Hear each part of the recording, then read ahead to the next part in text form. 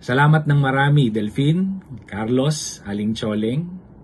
Ngayon po'y sasabad na naman tayo rito. Alam niyo, nais nating malaman kung paano nagsisimula ang lahat ng ito.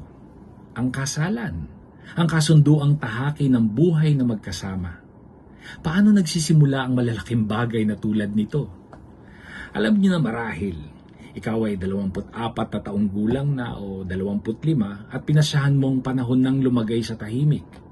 Pagkatapos ay 70 taon ka na, 50 taon ka ng abogado, at ang babaeng puti na rin ang buhok sa iyong tabi ay nakasalo mo na sa pagkain ng higit sa 50,000 ulit na. Paano nagsisimula ang mga bagay na ito?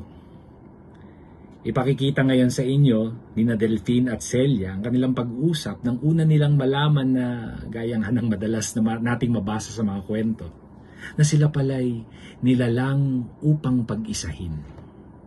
Ngunit bago sila magsimula, nais kong gunitain ninyo at ibalik sa alaala ang mga araw ng inyong kabataan, lalong-lalo na ang mga araw ng una kayong natutong umibig. Noon bagang ang buhay ay parang isang panaginip at di nyo talaga namamalayan kung saan kayo naroon at di nyo talaga naririnig ang mga sinasabi sa inyo. Noon bagang kayo ay parang nakanti ng isang matamis na kaibangan. Gunitain ninyo't alalahanin ng mga araw na yaon.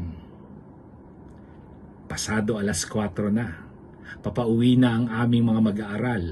Si Delphine ay nahalal na pangulo ng klase. Si Celia ay nahalal din, kalihim at ingat yaman. Di ko na kailangan bigyan diin kung gaano kahalaga ito sa ating mga mag-aaral.